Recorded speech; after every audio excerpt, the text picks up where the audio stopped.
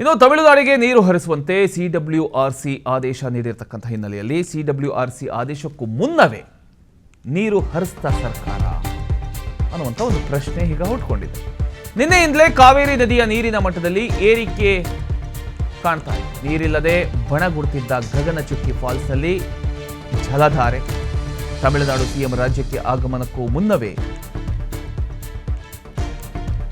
ಈ ರೀತಿ ಆಗಿರತಕ್ಕಂಥದ್ದು. ನೀರು ಹರಿಸಿ ಓಲೈಕೆಗೆ ಮುಂದಾಯ್ತು. ಹಾಗಾದ್ರೆ ರಾಜ್ಯ ಸರ್ಕಾರ ಯಾವುದೇ ಕಾರಣಕ್ಕೂ ನೀರು ಬಿಡಲ್ಲ ಅಂತ ನೀರು ಹರಿಸ್ಬಿಟ್ರ.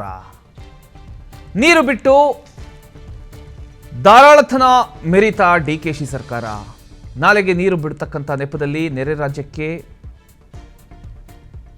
ಒಂದು ರಿಲೀಫ್ ಮಾಡಿಕೊಟ್ರ ಅನ್ನುವಂಥ ಒಂದಿಷ್ಟು ಪ್ರಶ್ನೆಗಳು ಈಗ ಹುಟ್ಕೊಳ್ತಾ ಇದೆ. ಹಾಗಾದ್ರೆ ಏನಾಗಿರಬಹುದು? ಕಾವೇರಿ ನೀರಿನ ವಿವಾದ ದಿನಕ್ಕೆ ಹೊಸ ತಿರುವನ್ನ ಪಡ್ಕೊಳ್ತಾ ಇದೆ. ತಮಿಳುನಾಡಿಗೆ 3500 ಕ್ಯೂಸೆಕ್ ನೀರು ಹರಿಸಬೇಕು ಅಂತ ಕಾವೇರಿ ನೀರು ನಿಯಂತ್ರಣ ಸಮಿತಿ ಆದೇಶ ಹೊರಡಿಸಿದ ಬೆನ್ನಲ್ಲೇ